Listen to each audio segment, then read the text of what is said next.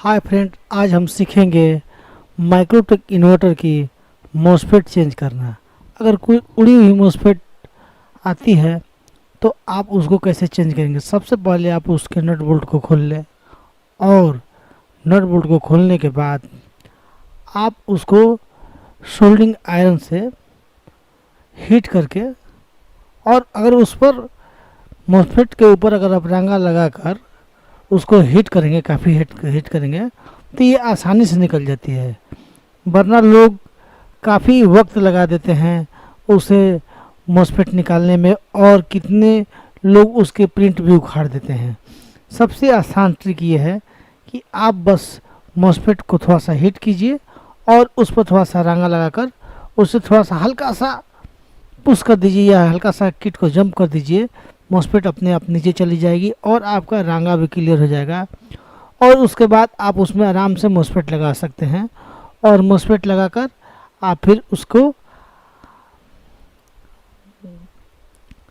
अच्छी तरह से कस दें। क्योंकि दोस्तों, अगर हीट सिंक में आपकी मॉसफेट अगर पूरी टाइट नहीं कसी रहेगी तो आपकी जो मॉसफेट लूज होगी वो शॉर्ट कर जाएगी और उससे पूरा किट शॉर्ट सर्किट हो जाएगा।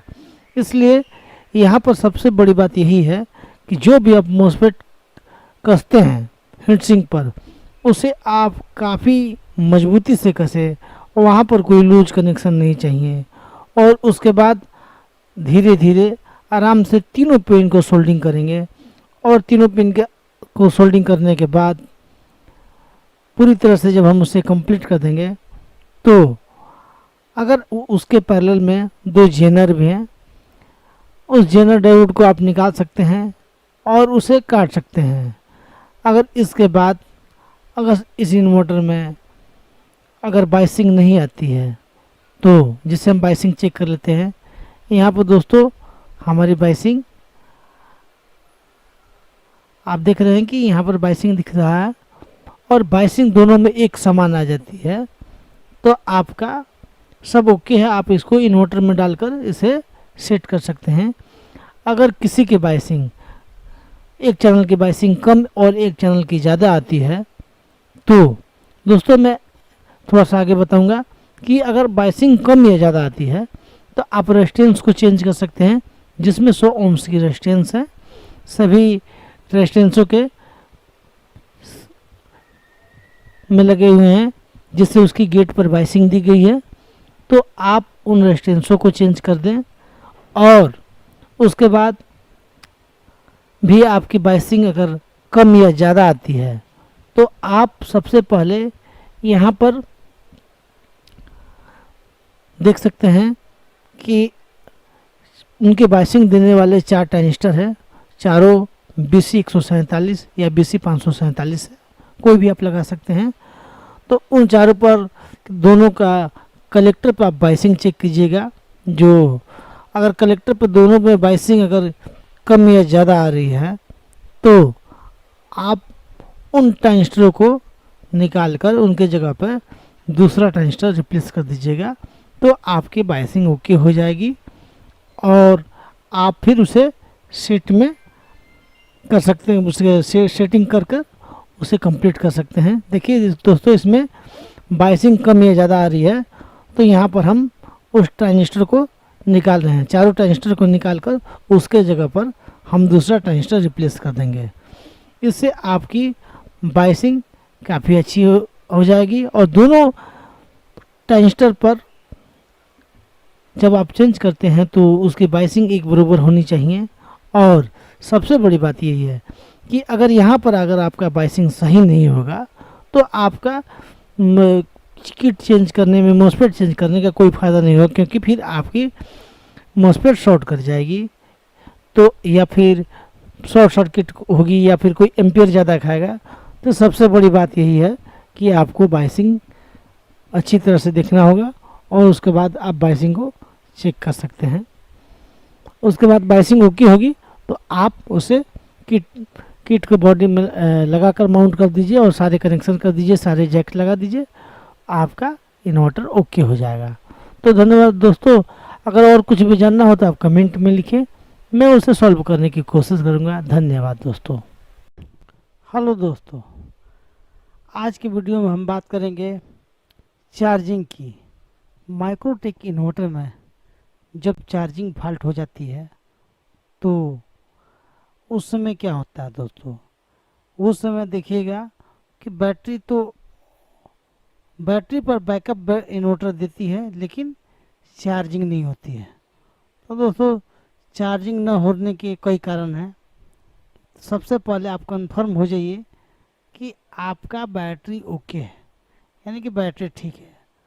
उसके लिए अगर आप अपने वर्कशॉप में, जैसे पैनल बोर्ड मैंने बनाया है, आपको दिखाया था पिछली वीडियो में, वैसा अगर आपको पैनल बोर्ड है तो आप देखिएगा कि अगर आपका बैटरी फुल चार्ज नहीं है, आपके इन्वर्टर से है, या फिर कोई डिस्चार्ज बैटरी या कम डिस्चार्ज बैटरी, कम चार्ज बैटरी भी हो, तो आप उस बैटरी को इसमें लगाइए। उसके बाद आप देखिएगा कि आपका अगर चार्जिंग इंडिकेटर नहीं कर रहा है तो उसके लिए आपको क्या करना पड़ेगा। तो दोस्तों, अगर आपका चार्जिंग इंडिकेटर नहीं कर रहा है तो उसके लिए सबसे पहले आपको ये देखना पड़ेगा कि आपकी चार्जिंग क्यों नहीं कर रही है। अगर आप उसमें वोल्टेज देखते हैं कि 220 वोल्ट या 200 वोल्ट आप देने के बाद भी आपकी चार्जिंग नहीं कर रही है, तो सबसे पहले आप चार्जिंग ऑन का इंडिकेटर देखें। अगर चार्जिंग ऑन का इंडिकेटर नहीं ऑन है तो दोस्तों ये देखिए कि आपका और बैटरी पर ओके है। तो सबसे पहले जो इंडिकेटर जो है आपका, ये देख सकते हैं कि कहीं आपका इंडिकेटर तो नहीं ओपन हो गया है। अगर आपका ओपन इंडिकेटर नहीं है तो सबसे पहले आप ये मापिए। यहाँ पर 2 ACR हैं और 2 ACR, अब तो दोस्तों एक ही ACR भी लग रहा है आज के समय में। तो अब 2 ACR है, इसके कैथोड और एनोड पर दोनों पर वोल्ट मापिएगा। अगर एक पर वोल्टेज, अगर एकदम वोल्टेज नहीं आ रहा है, किसी पर भी वोल्ट नहीं आ रहा है, तो दोस्तों सबसे पहले आप देखिए यहाँ पर रिले है जो एक चार्जिंग सेक्शन के लिए लगा है और एक लगा है आपको चेंज ओवर के लिए। तो इस चेंज ओवर वाले को छोड़कर चार्जिंग सेक्शन वाले जो रिले 1 है, यहाँ पर हम देखते हैं कि ये कनेक्ट है कि नहीं किया। अगर ये रिले आपका सही है तो सही होने के लिए पहले चेकिंग करेंगे। अगर ये आपका रिले सही है तो आप देखिएगा कि यहाँ से एक जा रहा है पल्स, एक कनेक्ट होकर एक कनेक्शन जा रहा है यहाँ से और सीधे आपके ACR पर फिर जाएगा। जैसे कि ये ACR जो है आपका Q6 है, उस पे उसके कैथोड पे गया है और वो Q7 के एनोड पे। तो यहाँ पर आपका देखिए कि इस सेक्शन पर आपका वोल्ट आ रहा है कि नहीं आ रहा। जितना आप वोल्ट दे रहे हैं, जैसे 200 वोल्ट दिए इनपुट, तो यहाँ पर आपको 200 वोल्ट आना चाहिए। अगर यहाँ पर आपका 200 वोल्ट नहीं आ रहा तो आपका निसंदेह रिले खराब है। अगर वहाँ से अगर आपका सही है, रिले अगर आपका सही है और यहाँ वोल्ट आ रहा है आपको, तो अब इसके एनोड पे ये चेक करने के लिए हमें क्या करना होगा। सबसे पहले हमें ये DT है, जो एक छोटी सी DT लगी रहती है जिससे ऑसिलेशन होता है तैयार और उस ऑसिलेशन से चार्जिंग कंट्रोल होती है। इस DT के सेकेंडरी पर हम देखेंगे, वोल्ट देखेंगे कि वोल्ट बन रहा है कि नहीं बन रहा है। अगर इस DT पर सेकेंडरी पर वोल्ट बन रहे हैं तो हम यहाँ पर एक गेट पर देखिए, एक रेजिस्टेंस और एक डायोड के माध्यम से गेट पर पल्स दिया गया है और उसी तरह दूसरे के गेट पर भी ये पल्स दिया गया है। हम इसको चेक करेंगे। अगर ये दोनों सही है तो उसके बाद ये जो 100 ohms का रेजिस्टेंस है जो आपका गेट और कैथोड से, इसको हम ओपन के लिए चेक करेंगे। अगर ये भी सही है आपका तो ये रेजिस्टेंस है 0.1 के 1 UF। ये जो इस रेजिस्टेंस को हम चेक करेंगे कहीं ये तो शॉर्ट नहीं है। अगर ये शॉर्ट रहेगा दोस्तों तो भी चार्जिंग प्रॉब्लम करेगी आपकी। और इसके बाद अगर यहाँ पर ये सारे सेक्शन सही हैं तो आप ये देख सकते हैं कि 10 ओम से 101 वाट और ये 0.1 275 वोल्ट, एक पीएफ एक रेजिस्टेंस पैरेलल में है। अगर ये आपका ख़राब हो तो भी आपका चार्जिंग नहीं होगा या फिर चार्जिंग प्रॉब्लम करेगी। तो ये सब आउटपुट विभाग हैं चार्जिंग के। अगर ये सब सही हैं तो आपका चार्जिंग देगा, नहीं तो अगर कोई भी एक चीज़ ख़राब हो तो आपका चार्जिंग नहीं देगा। अब दोस्तों अगर यहाँ पर आपका पल्स डीटी के सेकेंडरी पर आपका पल्स नहीं आ रहा है तो हम उसके प्राइमरी को देखेंगे। प्राइमरी में ये देखिए यहाँ पर सीधे आपका जो पॉजिटिव वोल्ट है एक सिरे में आ गया है और दूसरे सिरे में इस ट्रांजिस्टर के माध्यम से CN100 इस ट्रांजिस्टर के माध्यम से इसके कलेक्टर से आपका सेकेंडरी में दिया गया है। दूसरे छोर में आपका बीच में आपको एक डायोड और एक जेनर डायोड लगाया गया है और इधर आपका एक कंडेंसर लगाया गया है। अब दोस्तों सबसे बड़ी बात है कि अगर यहाँ पर आपका पॉजिटिव ओके है और यहाँ पर आपका अगर नहीं आ रहा है, ऑसिलेटर नहीं बन रहा है, तो इस ट्रांजिस्टर को शॉर्ट या ओपन के लिए चेक करेंगे। अगर ये ट्रांजिस्टर शॉर्ट या ओपन हो जाए तो आपका ऑसिलेटर नहीं बनेगा, जिससे आपकी चार्जिंग नहीं होगी। अगर ये ट्रांजिस्टर सही है तो इसके बेस पर हम बायसिंग वोल्ट नापेंगे। अगर इस बेस पर बायसिंग वोल्ट नहीं आ रही है तो हम अब चलेंगे कि ये आपका पिन नंबर देखिए दोस्तों, यहाँ से आपका ये बायसिंग वोल्ट चल रहा है और ये ऐसे ऐसे माध्यमों से होते हुए आपका बायसिंग वोल्ट आया हुआ है। तो इस बायसिंग वोल्ट को आप देख सकते हैं। अगर ये आपका बायसिंग वोल्ट यहाँ पर ओके हो जाता है तो आपका चार्जिंग हो जाएगा।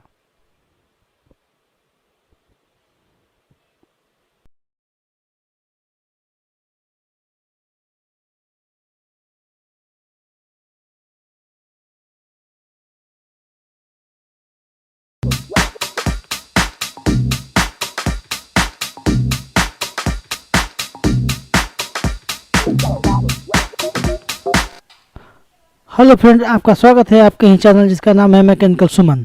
और आज दोस्तों मैं माइक्रोटेक के उस इन्वर्टर के बारे में बताऊंगा जो सिंपली अभी वही चल रही है 1100 VA 1100। तो दोस्तों इसमें सबसे बड़ा बात है कि ये इन्वर्टर जो है इस किट है पूरी तरह जल चुकी है। दिख रहे हैं जैसे कि आप ये देखिए पूरी प्रिंट भी जली हुई है। तो दोस्तों इसको हम क्या करेंगे, हम बारी बारी से एक एक मॉसफेट निकालेंगे, साथ में रेजिस्टेंस निकालेंगे और सारे रेजिस्टेंस निकाल कर हम उसके बाद इसकी अच्छे से सफाई करेंगे। जो पिछला आप देख रहे हैं वो पीसीबी जल चुकी है, तो यानी कि पीसीबी जलकर बड़ी अच्छी तरह से बुरी तरह से जल चुकी है। तो इसको हम क्या करेंगे कि हम उसका समाधान कैसे करेंगे ये देखिएगा इस पूरे वीडियो में। और दोस्तों क्योंकि ये पूरी की पूरी किट अभी न्यू है लेकिन थोड़ी सी जल चुकी है, आप देख सकते हैं कि वो पूरी जली हुई है। तो हम इसके समाधान करेंगे और इससे आप ये जली हुई किट को भी कैसे उपयोग कर सकते हैं। तो दोस्तों आप मॉसफेट के साथ में जो रेजिस्टेंस लगी होती है जो 100 ओम्स की होती है आप उसे भी निकाल लें। बारी बारी से सारी की सारी मॉसफेटें निकाल लें और सारी की सारी जिसकी उसके गेट पर रेजिस्टेंस लगी है सारी रेजिस्टेंस निकाल लें। साथ में 2 जीना डायोड होते हैं वो जीना डायोड भी निकाल लें। और जीना डायोड निकालने के बाद आप देख सकते हैं कि जीना डायोड अगर शॉर्ट है तो आप जीना डायोड को भी निकाल लें। तो दोस्तों ये मैं थोड़ी सी वीडियो को फास्ट फॉरवर्ड कर दिया हूँ क्योंकि अगर मैं पूरी वीडियो बनाने लगूँगा तो लगभग ये 1 घंटे की है। 1 घंटे में 1-2 सेकंड कम ही है, तो इतनी लंबी वीडियो देखकर आप भी बोर हो जाएंगे। इसलिए मैंने इसको थोड़ी सी फास्ट फॉरवर्ड करके थोड़ी जल्दी जल्दी मैंने इसको काम किया है। तो दोस्तों तो अगर आपको थोड़ा सा प्रॉब्लम तो होगा ही हो, क्योंकि अगर बारी बारी से हम दिखाएंगे तो लगभग इसी वीडियो के 4 या 5 वीडियो हो जाएंगे, जबकि ये कोई बहुत बड़ी बात नहीं है इसलिए। और दोस्तों सबसे बड़ी बात है, इस किट में काम करे तो आपकी सोल्डिंग पूरी तरह गर्म होनी चाहिए। और ये दोस्तों, ये थोड़ी सी हमने ऐसे लोग को निकालने के कई अलग अलग तरीके होते हैं, मैं थोड़ी इस तरह से निकालता हूँ। आप जो भी हल्का सा हीट करके हल्का सा झटका दे दीजिए किट को, या फिर हल्के से पटक दीजिए। तो इससे क्या होगा दोस्तों कि जो रांगा है पूरी तरह से, यानी कि जो शोल्डर है वो पूरी तरह से गल जाएगी और तुरंत साफ़ हो जाएगी। इस तरह से दोस्तों, मैं पहले अगर मॉस्फेट निकालता था तो सारा का सारा दिन लग जाता था, लेकिन इस तरह से दोस्तों लगभग आधा से 1 घंटा लगता है, बहुत लगेगा तो, और आपकी पूरी तरह से साफ़ हो जाएगी, पूरी तरह से क्लियर हो जाती है। और उसके बाद अगर आप सारे कंपोनेंट्स निकाल लिए, जैसे यहाँ पर हम ये आप देख रहे हैं कि ट्रांजिस्टर भी निकाल रहे हैं। जब इसकी BC147 ट्रांजिस्टर है उसको भी आप निकाल लीजिए, तो इसे आप झटक लीजिए, ताकि अब इसके बाद देखिए दोस्तों कि इसको आपको पूरी तरह से साफ़ करना है। यानी कि जो छिद्र है मॉस्फेट की या रेजिस्टेंस की जो जगह है उसको पूरी तरह से आप साफ़ कर ले रिसोल्डर वायर से। और जब रिसोल्डर वायर से आप साफ़ कर लेते हैं तो दोस्तों इसमें सबसे बड़ी बात क्या है कि ये डबल प्रिंट है। आपको दोनों तरफ से जब साफ़ होगा, क्लियर होगा, तभी इस पर आपका कोई कंपोनेंट्स है वो लग पाएगा। इसलिए आप अच्छी तरह से इसे साफ़ कर ले। और दोस्तों एक बात और, ये जो देख रहे हैं कि आप लास्ट में जो प्रिंट बुरी तरह से जल चुका है, वहाँ पर आप पेचकस से या फिर लाइनर से अच्छी तरह से साफ़ कर ले और उस जगह पर एक मॉस्फेट कम कर दें। यानी कि जो पहले 5 मॉस्फेट थी, आप 4 मॉस्फेट लगा ले, लगभग सेम टू सेम काम करेगा। कोई काम में बहुत ज़्यादा अंतर नहीं होगा, क्योंकि अंतर तो होगा ही होगा, लेकिन बहुत ज़्यादा अंतर नहीं होगा, जिससे आपकी कार्य में कोई ज़्यादा विशेष प्रॉब्लम नहीं होगी। तो इसलिए आप एक मॉस्फेट निकाल दीजिएगा तो आपका जो रिक्स है वो रिक्स नहीं रहेगा। देखिए, और उसके बाद आप देख रहे हैं कि नीचे से साफ़ होगी लेकिन ऊपर से साफ़ नहीं हुआ, तो उस देखिए आप ये नट जो लगा हुआ है, नट खोलकर आप लगभग जो हीट सिंक है, हीट सिंक को बाहर निकाल ले। और अब इधर से भी आप रिसोल्डर वायर से इधर से भी आप उसको साफ़ कर ले, जिससे आपकी पूरी तरह से किट बिल्कुल क्लियर और साफ़ हो जाएगी। आप देख सकते हैं कि हर मॉस्फेट और हर रेजिस्टेंस और ट्रांजिस्टर, इस तीनों को आप अच्छी तरह से एकदम क्लियरली आप साफ़ कर ले। बहुत सारे लोग कमेंट में कहेंगे कि आप मॉस्फेट चेंज करने की पूरी वीडियो बनाए माइक्रोटेक की, तो मैं उस पर ये वीडियो बना रहा हूँ। और दोस्तों आप ये देख सकते हैं कि जब पूरी तरह से वीडियो में आपको एकदम जेन्युइन दिखाया जा रहा है, ताकि आप देख लें कि कैसे पूरी तरह से साफ़ की जाती है। मैंने पहले भी कई वीडियो बनाए जिसमें मैंने पहले मॉस्फेट निकालते हुए दिखाता था, उसके बाद मैं जो बीच का समय है वो नहीं दिखा पाता था। इसलिए दोस्तों, क्योंकि वीडियो बहुत लंबी हो जाती थी, इसलिए अब मैं आपको ये दिखा रहा हूँ। और यहाँ पर जो डायोड लगे हैं उसको भी मैं चेक कर लिया हूँ। अगर डायोड आपका ख़राब है तो आप डायोड बदल सकते हैं। और उसके बाद हम एक मॉस्फेट निकाल कर सारी मॉस्फेट का जो है उसको माप लेते हैं कि क्योंकि मॉस्फेट हमारी क्लियर है कि नहीं है। अगर क्लियर नहीं है तो फिर आप फिर उससे साफ़ कीजिए, क्योंकि ये जो है आपको मैं दिखा रहा हूँ, इससे पूरी तरह आपको कंफर्म कर दूँगा कि भाई आप देख लीजिए कैसे मॉस्फेट पूरी तरह से चेंज की जा सकती है और इसकी चेंज की जाती है। तो आप ये देख सकते हैं, देखिए सभी में जहाँ जहाँ आपको मॉस्फेट लगाना है सभी में आप लगाकर पहले से ही चेक कर ले, उसके बाद साफ़ कर ले। उसके बाद आप देखिए मॉस्फेट मैंने लगा दिया। उसके बाद आपको हीट सिंक में पूरी टाइट से मॉस्फेट कसनी है, ताकि आप आराम से, और ये देख लीजिए कि आराम से देखिए, तो आराम से नट बोल्ट लगाकर जो उसके नट बोल्ट खोलते हैं उसको कस लेते हैं। और कसने के बाद हम उस पर धीरे धीरे से अच्छी तरह से सोल्डिंग करेंगे। सोल्डिंग एकदम क्लियरली होनी चाहिए, क्योंकि बहुत सारे लोग सोल्डिंग करते हैं तो लिपा पोती हो जाती है। लिपा पोती होती है तो प्रिंट शॉर्ट होने का चक्कर रहता है, या फिर शॉर्ट कहीं भी हो तो लगभग ये बाइसिंग नहीं बनेगी अभी फ़िलहाल, या फिर मॉस्फेट उड़ने का भी शंका रहता है। इसलिए आप धीरे धीरे सोल्डिंग करें और अच्छी तरह से सोल्डिंग करें। ये तो मैं 60 वाट का सोल्डिंग आयरन यूज कर रहा हूँ। आप 35 वाट की या 25 वाट के भी सोल्डिंग आयरन इसके लिए यूज कर सकते हैं। और जब मॉसफेट आप सोल्डिंग कर ले तो उसके बाद आप उसे अच्छी तरह से काट लें और दोनों तरफ बराबर काट लें। काटने के बाद जो बची हुई रेजिस्टेंस है और रेजिस्टेंस भी आप डाल लें और रेजिस्टेंस डालने के बाद आप उसे सोल्ड कर लीजिए। तो दोस्तों ये रेजिस्टेंस इसमें 100 ओम्स की लगती है, माइक्रोटेक में 100 ओम्स की होती है। यानी कि अगर इसका जनरल अगर देखिएगा तो इसमें 100 ओम्स की लगती है, जबकि सुकम में 47 ओम्स की लगती है और जो लोकल किट होते हैं उसमें 22 ओम्स की लगती है। तो दोस्तों ये इसकी बाइसिंग रेजिस्टेंस है। बाइसिंग रेजिस्टेंस और मॉसफेट के जोड़ने के बाद जो रेजिस्टेंस की जो एक्स्ट्रा लेग होती है उसको आप काट कर हटा दें, क्लियर हो जाए। उसके बाद यहाँ पर BC 147 लगा सकते हैं जो इसमें लगा हुआ था।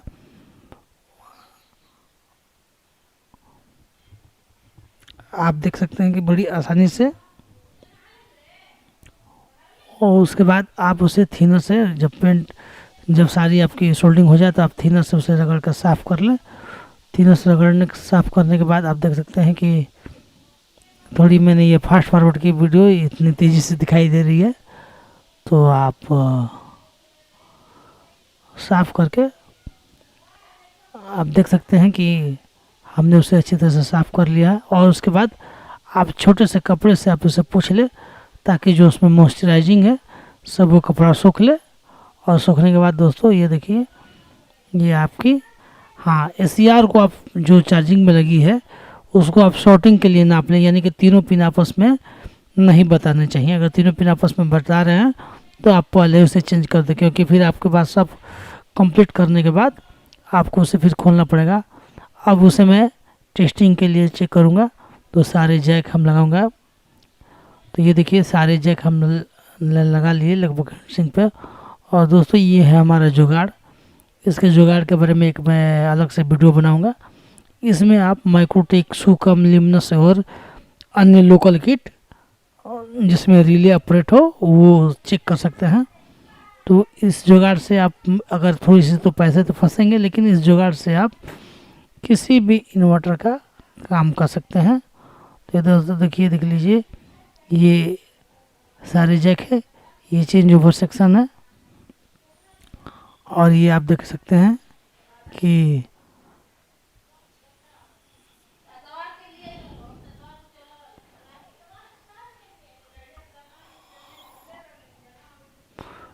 देखिए मैंने एक एक मॉसफेट छोड़ दिया क्योंकि उधर का प्रिंट जला हुआ है, तो फिर उस प्रिंट के कारण आपको ये डिस्टर्ब करेगा। आप ये देख सकते हैं कि ये रिले का पिनों का कनेक्शन है। अब रिले के पिनों का कनेक्शन अच्छी तरह से कर ले। वैसे तो चेंज करने की कोई ज़रूरत नहीं है। आप देख सकते हैं कि ये रिले है, रिले के पास बगल में जो रिले छोटी वाली रिले होती है वो चार्जिंग के लिए है। और दोस्तों ये आप देख सकते हैं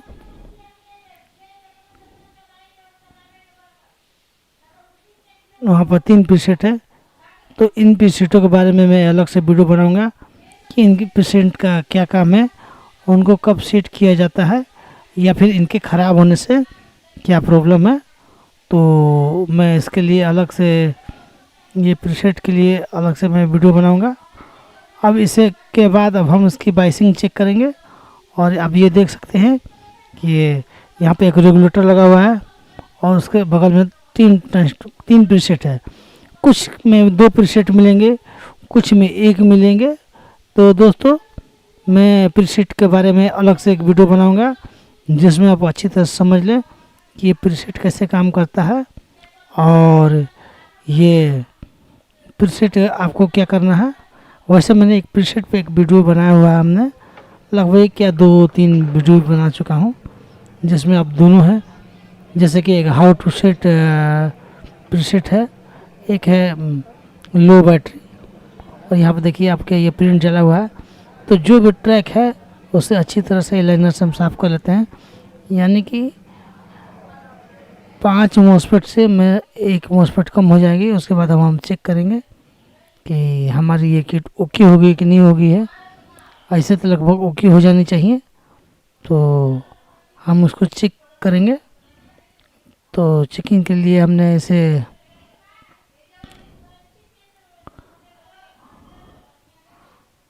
आप देख सकते हैं कि चेकिंग की सारी प्रोसेस हम शुरू कर दिए हैं। तो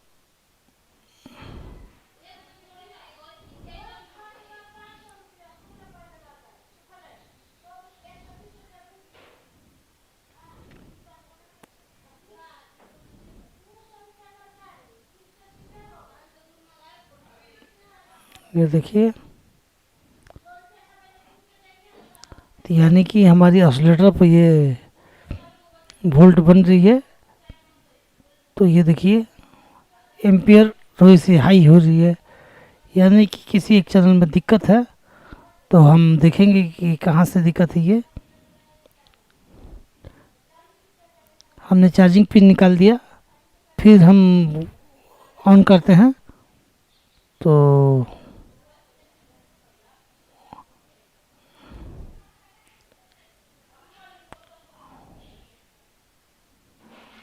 आप देख सकते हैं कि चार्जिंग पिन निकालने के बाद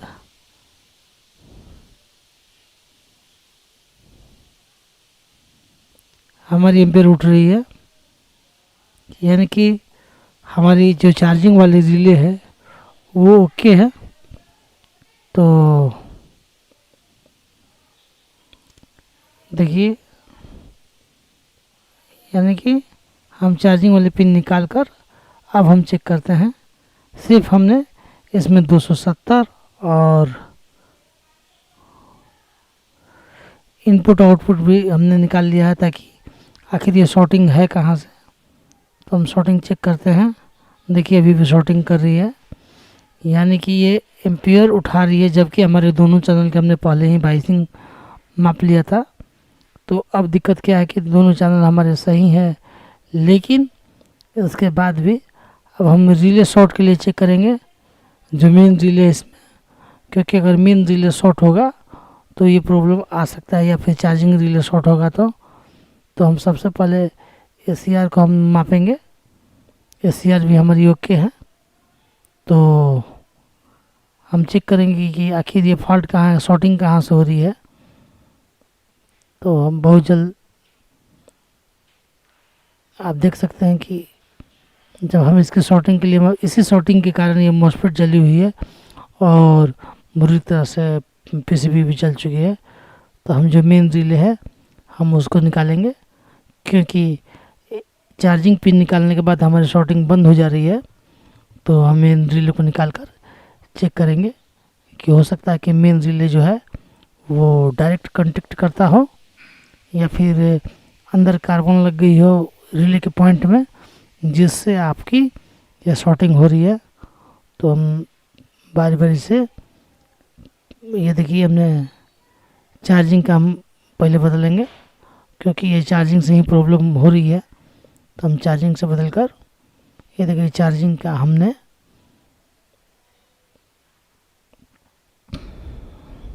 जो छोटी वाली रिले है, यानी कि जो 10 एम्पियर की, हम उसे चेंज करके अच्छी तरह से सोल्ड कर देंगे। और सोल्ड करने के बाद हम चेक करेंगे, हमारा लगभग ठीक हो जाना चाहिए। तो दोस्तों, इसमें मैं पहले से मतलब कुछ नहीं किया हूँ, इसलिए इसमें थोड़ा सा समय लगता है चेंजिंग करने में और चेक करने में कि आखिर फॉल्ट है क्या। लेकिन एक बार आप जान जाते हैं तो यही प्रोसेस होता है। मैं शुरू से लेकर लास्ट की प्रोसेस बता रहा हूँ, क्योंकि अगर आपको इन्वर्टर बनाना है तो आपको कोई ऐसा गुरु मंत्र नहीं है कि जैसे आप तुरंत सेकेंडों में किसी प्रॉब्लम का आप सॉल्व कर सकते हैं। तो इसको आप स्टेप बाय स्टेप ही आपको प्रॉब्लम सॉल्व करना पड़ेगा।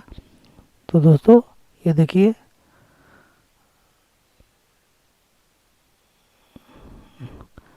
थोड़ी हम इसकी आप देख सकते हैं, हमने इसे चेक में लगा दिया है और ये देखिए हमारी अब आउटपुट देने लगी है। आउटपुट देने पर थोड़ी सी कम या ज़्यादा होती है वोल्ट, क्योंकि वोल्ट दबता है। तो ये देखिए आपकी वोल्ट हमने एक 200 वाट का बल्ब जलाया तो हमारी ओके हो गई है, यानी कि एक ही 100% ओके हो गई। अब शॉर्टिंग ख़त्म हो गई, यानी कि वो रिले से ही शॉर्ट थी जो आपको खाली ही 50 एम्पीयर के आसपास जा रही थी। तो दोस्तों आप देख सकते हैं कि इन्वर्टर पर और ये ओके हो गई है। और उसके बाद हम देखेंगे, देखिए आपका इन्वर्टर का इंडिकेटर जल रहा है और हम इसकी सप्लाई अब देखेंगे। सप्लाई भी हमारी ओके है।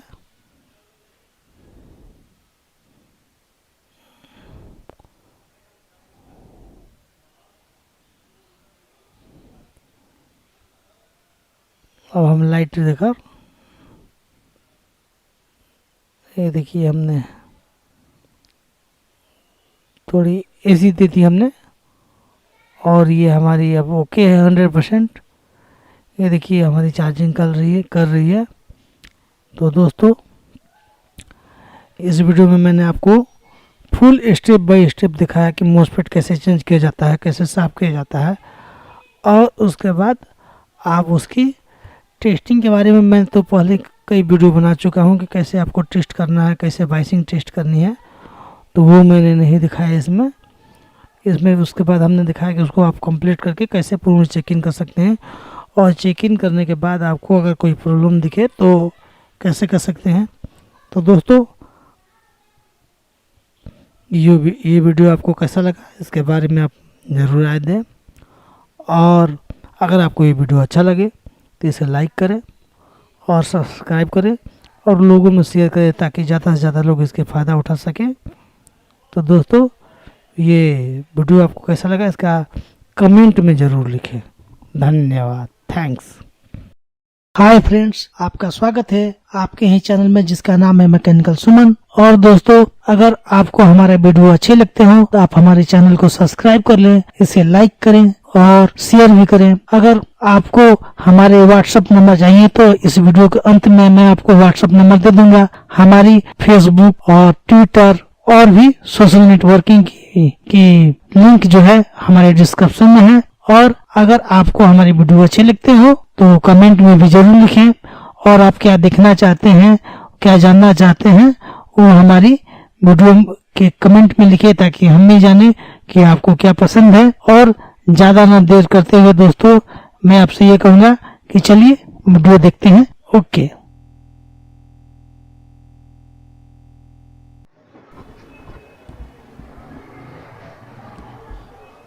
हाय फ्रेंड्स, आपका स्वागत है।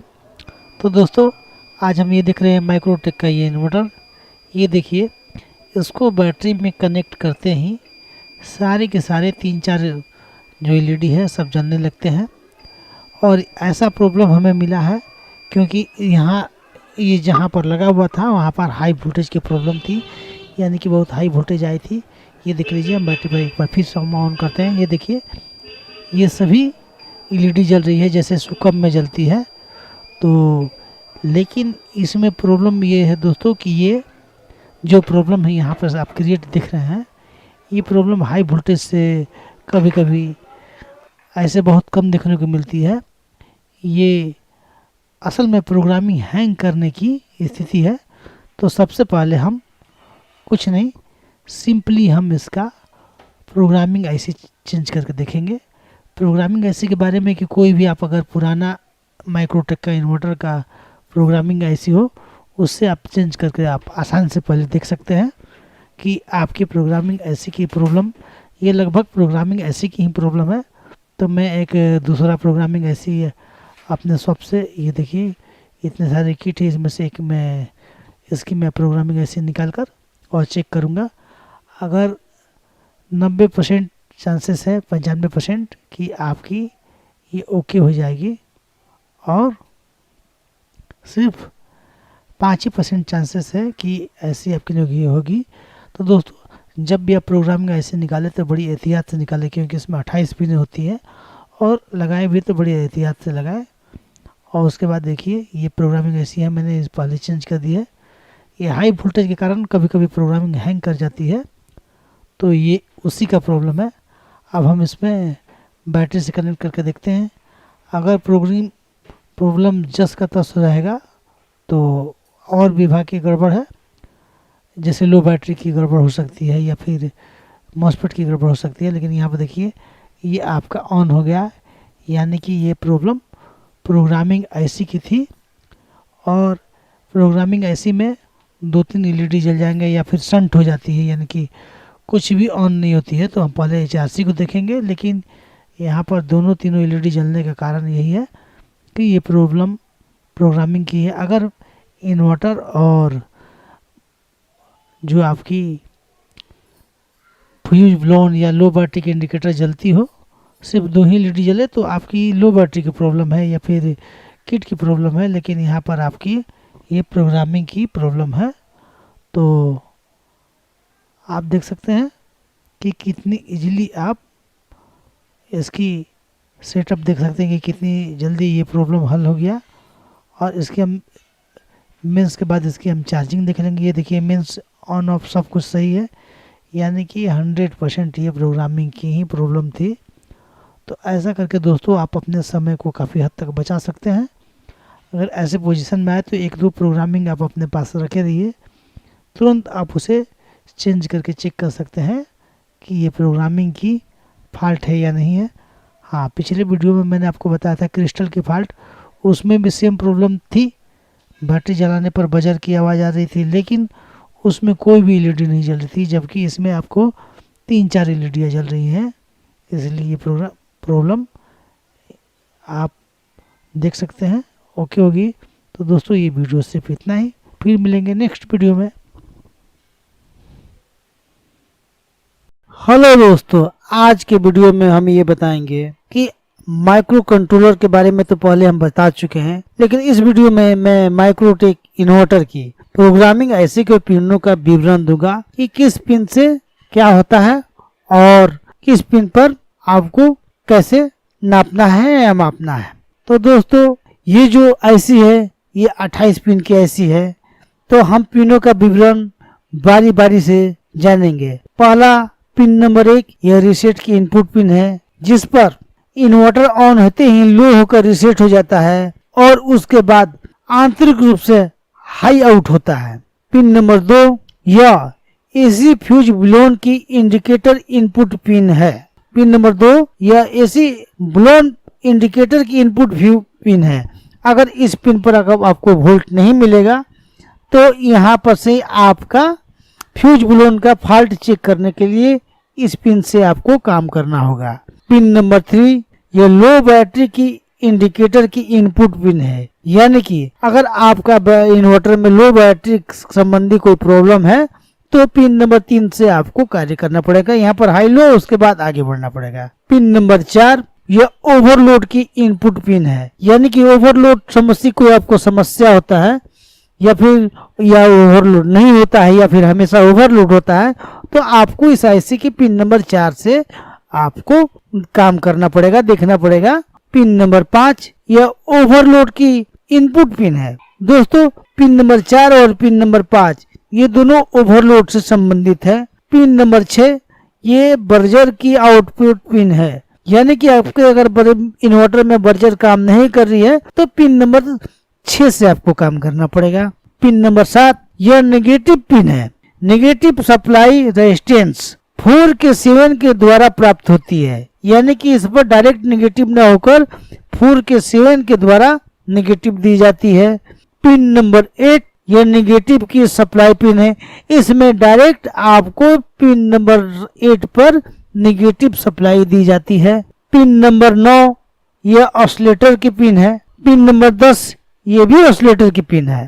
पिन नंबर 11 यह मेन इंडिकेशन की आउटपुट पिन है, यानी कि आपको इन्वर्टर में मेन इंडिकेशन नहीं करता है तो आपको पिन नंबर 11 से काम करना होगा। पिन नंबर 12 यह चार्जिंग इंडिकेशन की आउटपुट पिन है। यानी कि अगर चार्जिंग संबंधी कोई प्रॉब्लम हो और इसका इंडिकेट न करता हो तो आपको पिन नंबर 12 से काम करनी पड़ेगी। पिन नंबर 13, यह इन्वर्टर इंडिकेशन की पिन है।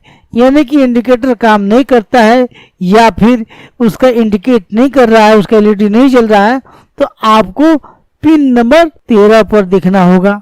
पिन नंबर 14, यह लो बैटरी की इंडिकेशन की पिन आउटपुट पिन है। यानी कि अगर आपके इन्वर्टर लो बैटरी होता है या नहीं होता है इसकी जानकारी देती है ये पिन नंबर 14। और पिन नंबर 15, यह ओवरलोड की आउटपुट पिन है। यानी कि यहीं से आपका सिग्नल मिलता है जो आपको इन्वर्टर ओवरलोड की आउटपुट पिन दिखाती है और उससे आपका इन्वर्टर ओवरलोड होता है। पिन नंबर 16, यह एसी फ्यूज ब्लोन की इंडिकेशन की आउटपुट पिन है। यानी कि पिन नंबर 16 से ही आपका ये पता चलेगा कि आपका फ्यूज ब्लोन सिस्टम काम कर रहा है कि नहीं काम कर रहा है, और यहीं से आपको सिग्नल मिलती है ताकि आपकी इन्वर्टर बंद हो। पिन नंबर 16, यह एसी फ्यूज की आउटपुट पिन है, ये मैंने पहले ही बता चुका हूँ। पिन नंबर 17, यह इन्वर्टर ऑन ऑफ की इनपुट पिन है। इसी पर आपको ऑन ऑफ के लिए सिग्नल दिया जाता है और यहीं से आपका इन्वर्टर सिलेक्शन होता है बैटरी पर इन्वर्टर ऑन ऑफ करने के लिए। पिन नंबर 18, यह पॉजिटिव सप्लाई की पिन है जिसे रेजिस्टेंस 10K के द्वारा पॉजिटिव सप्लाई प्राप्त होती है। यानी कि पिन नंबर 18 पे डायरेक्ट पॉजिटिव सप्लाई नहीं 10K के द्वारा होती है। पिन नंबर 19, यह निगेटिव सप्लाई पिन है। पिन नंबर 20, यह पॉजिटिव सप्लाई पिन है। पिन नंबर 21, यह ओवरलोड की इनपुट पिन है। यानी कि इस पिन पर ओवरलोड संबंधी जैसे सिग्नल मिलती है तभी आपका इन्वर्टर ओवरलोड होता है और उसी से ही आपका इन्वर्टर काम करता है। पिन नंबर 22, यह मेन सप्लाई की सेंसिंग इनपुट पिन है। यानी कि पिन नंबर 22 से ही आपकी मेन एसी की सप्लाई होती है। और पिन नंबर 23, यह एसी डीसी सिलेक्शन की आउटपुट पिन है। यानी कि पिन नंबर 20 में आपको सेंसिंग इनपुट पिन है और पिन नंबर 23 जो है ये आपको एसी डीसी सिलेक्शन की आउटपुट पिन है। पिन नंबर 24, यह आउटपुट सेंसिंग की इनपुट पिन है। यानी कि जो आउटपुट वोल्टेज आपके इन्वर्टर के द्वारा निकलता है उसकी सेंसिंग पिन पिन नंबर 24 है, उसको सेंस करती है। पिन नंबर 25, यह पिन केवल इसमें खाली छोड़ा गया है। पिन नंबर 26, इस पिन से 100 सर्किल्स यानी कि 100 सर्किल्स के पल्स पिन नंबर 4 को ऐसी पिन नंबर 55 पे दिया जाता है जिससे आप यह पल्स चार्जिंग के काम आती है और यह स्क्वायर वेव में होती है। यानी कि पिन नंबर 26 से जो आपको सप्लाई मिलती है वो सीधे पिन नंबर 4 के यानी कि IC 555 के पिन नंबर 4 पर जाती है जहां से वो चार्जिंग प्रक्रिया स्टार्ट करती है। पिन नंबर 27, यह सिग्नल आउटपुट पिन है जिससे मेन फेलियर होने की स्थिति में सिग्नल आउट होते हैं। यानी कि ये ऑसिलेटर है और इसी से आउटपुट पिन होती है। और पिन नंबर 28, यह भी मेन सिग्नल जो आउटपुट पिन है वही है, यानी कि ये भी ऑसिलेटर की है। और दोस्तों जो आईसी है प्रोग्रामिंग आईसी, इसके पिन नंबर 20 पर +5 वोल्टेज पॉजिटिव सप्लाई दी गई है, जबकि 19 और 8 नंबर पर निगेटिव सप्लाई दी गई है, जो इस आईसी की मेन रूप से इस आईसी को काम करने के लिए सप्लाई दी जाती है। पिन नंबर 9 दोस्त पर सप्लाई प्राप्त होती है जिस पर सेल्फ जनरेट करती है और जिससे क्रिस्टल यानी कि 20 मेगाहर्ट्ज लगाया गया है। और पिन नंबर 2 तथा पिन नंबर 22 पर लो होने की स्थिति में आईसी का आंतरिक रूप से बने एसी डीसी सेलेक्टर विभाग द्वारा स्थिति को सेलेक्ट होती है और पिन नंबर 2 पर लो और पिन नंबर 22 पर हाई होने से डीसी सेलेक्ट होती है, जबकि मेन इनपुट एसी सप्लाई प्राप्त होती है। तो ऐसी स्थिति में पिन नंबर 4 पर पॉजिटिव सप्लाई आउट होकर रेजिस्टेंस 10K के द्वारा पिन नंबर 2 को और पिन नंबर 4 को रेजिस्टेंस 4K7 के द्वारा ट्रांजिस्टर के बेस को प्राप्त होती है। ट्रांजिस्टर के एमीटर से नेगेटिव सीधे सप्लाई प्राप्ति होती है और ट्रांजिस्टर के बेस के बायसिंग प्राप्त होती है। ट्रांजिस्टर ऑन होकर पिन नंबर 22 के वोल्टेज को लो कर देती है, जिसके कारण आईसी के आंतरिक रूप से एसी डीसी विभाग आपस में सेलेक्ट होते हैं, एसी पे सेलेक्ट होते हैं। और इस स्थिति में पिन नंबर 11, 12, 14 के हाई होते हैं, यानी कि पिन नंबर 12 पर हाई होने से बैटरी चार्जिंग ऑन होता है। पिन नंबर 26 पर जो आईसी है 555 के पिन नंबर 4 पर प्राप्त होती है, जिससे चार्जिंग होती है। और अतः चार्जिंग शुरू होने के लिए एसी डीसी सिलेक्टर विभाग को आंतरिक रूप से एसी डीसी सिलेक्ट विभाग करके ऑसिलेटर विभाग को शट डाउन करने के लिए दिया जाता है, और जिससे आईसी की पिन 27 और 28 से सिग्नल आउट होना बंद हो जाता है। और बैटरी वोल्टेज सेंसिंग करने के लिए आईसी सेंसिंग करने के लिए रेजिस्टेंस 11 के और 4007 के द्वारा बैटरी की पॉजिटिव सप्लाई प्राप्त होती है। मेन फेल होने पर आईसी पिन नंबर 2 पर लो और पिन नंबर 22 पर हाई होने से एसी डीसी सिलेक्टर विभाग द्वारा डीसी के लिए सिलेक्ट होती है। और 22 पिन नंबर 22 पर जीरो क्रॉसिंग के लिए आपको ये एसीआर फ्लिंकिंग करने के लिए एंगल को एडजस्ट करती है, जिससे हाई एम्पियर से प्राप्त होकर अंततः 1.5 एम्पियर पर रुक जाती है, परंतु पिन नंबर 27 और 28 से सिग्नल आउट नहीं होती है।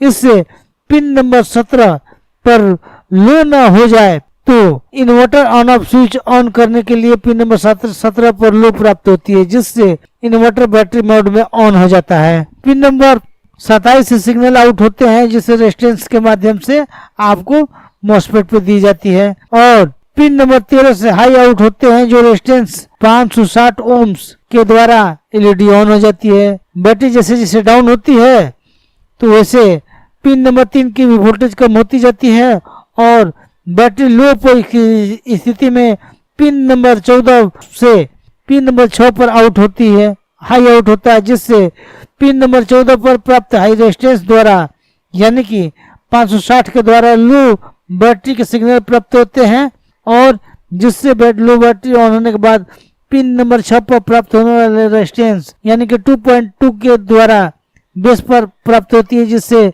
एमीटर और नेगेटिव की सप्लाई दी जाती है, और कलेक्टर को पॉजिटिव सप्लाई बैटरी के डायोड के द्वारा यानी कि 4007 के द्वारा बजर को प्राप्त होती है। इसी तरह दोस्तों ये इन्वर्टर काम करता है, और इसके बारे में मैं आगे बताऊंगा। हाय फ्रेंड्स, आपका स्वागत है आपके ही चैनल में, जिसका नाम है मैकेनिकल सुमन। और दोस्तों, अगर आपको हमारे वीडियो अच्छे लगते हो तो आप हमारे चैनल को सब्सक्राइब कर लें, इसे लाइक करें और शेयर भी करें। अगर आपको हमारे व्हाट्सएप नंबर चाहिए तो इस वीडियो के अंत में मैं आपको व्हाट्सएप नंबर दे दूंगा। हमारी फेसबुक और ट्विटर और भी सोशल नेटवर्किंग की लिंक जो है हमारे डिस्क्रिप्शन में है। और अगर आपको हमारी वीडियो अच्छे लगते हो तो कमेंट में भी जरूर लिखें, और आप क्या देखना चाहते हैं, क्या जानना चाहते हैं, वो हमारी वीडियो के कमेंट में लिखे, ताकि हम भी जाने कि आपको क्या पसंद है। और ज्यादा ना देर करते हुए दोस्तों, मैं आपसे ये कहूंगा कि चलिए वीडियो देखते हैं। ओके।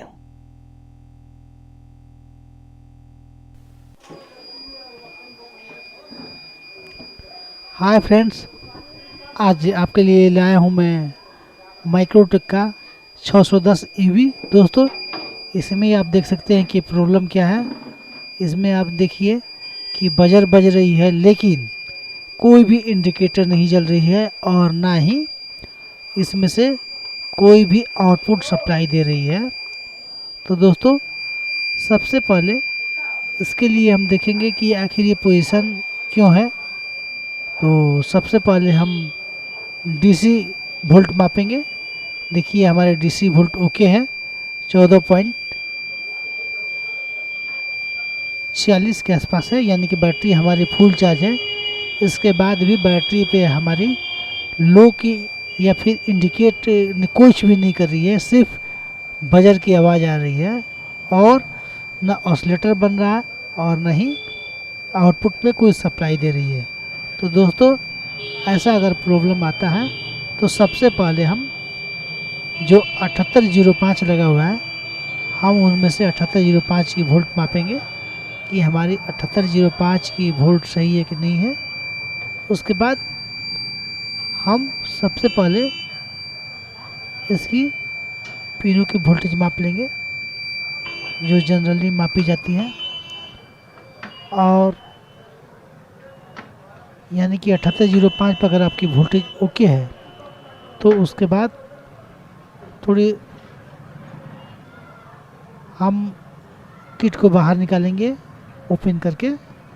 और जब किट ओपन हो जाए तो सबसे पहले दोस्तों आप ऐसा करें कि जो इसमें क्रिस्टल लगी हुई होती है, आप उस क्रिस्टल को अगर ड्राई सोल्ड है तो उसे सोल्ड कर दे, और अगर ड्राई सोल्ड नहीं है तो आप उस जगह पर सिर्फ क्रिस्टल चेंज कर दे। और मैंने इसकी क्रिस्टल को चेंज कर दिया है, क्योंकि और क्रिस्टल चेंज करने के बाद आप इस पर डायरेक्ट सप्लाई दे दे, यानी कि निगेटिव और पॉजिटिव से। तो अब देखिए बजर बजना बंद हो गया है, तो हम पल्स वोल्टेज माप लेते हैं।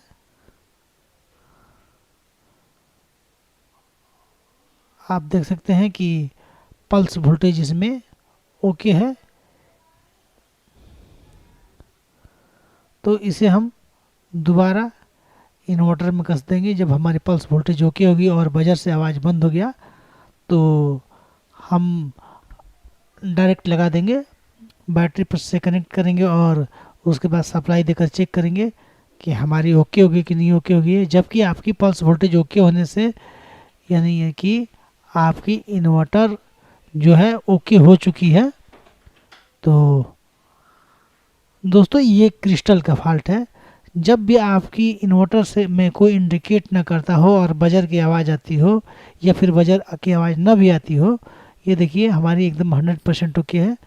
ये हमारे आउटपुट पर सप्लाई दे रही है, और यानी कि वो क्रिस्टल की फॉल्ट है, जिससे क्रिस्टल से आपकी प्रोग्रामिंग ऐसी वर्क नहीं करेगी क्रिस्टल ख़राब होने के कारण। तो सेट डेड की तरह होगा, लेकिन सेट डेड नहीं होकर इसमें बजर आवाज़ करेगी। फिर हम वेरिएक से कनेक्ट करके हम AC वोल्ट की इनपुट दे देंगे, ताकि आपको समझ में आ जाए कि आपकी AC पर कन्वर्ट हो रही है कि नहीं हो रही है। और AC पर कन्वर्ट होने के बाद अगर आप चार्जिंग भी चेक कर सकते हैं। मेरे ख्याल से सब कुछ 100% ओके हो गया है। और दोस्तों अगर आपको कोई ऐसी प्रॉब्लम आए या फिर ऐसा कोई अनुभव आए तो आप भी हमें कमेंट में ज़रूर लिखें या फिर हमारे व्हाट्सएप पर मैसेज करें। तो दोस्तों ये वीडियो सिर्फ इतना ही, फिर मिलेंगे अगले वीडियो में। ये वीडियो थोड़ी सी छोटी बनाई हमने ताकि आप मेन बात समझ सकें। और अगर आपको वीडियो अच्छा लगे तो लाइक कीजिए, सब्सक्राइब कीजिए। धन्यवाद।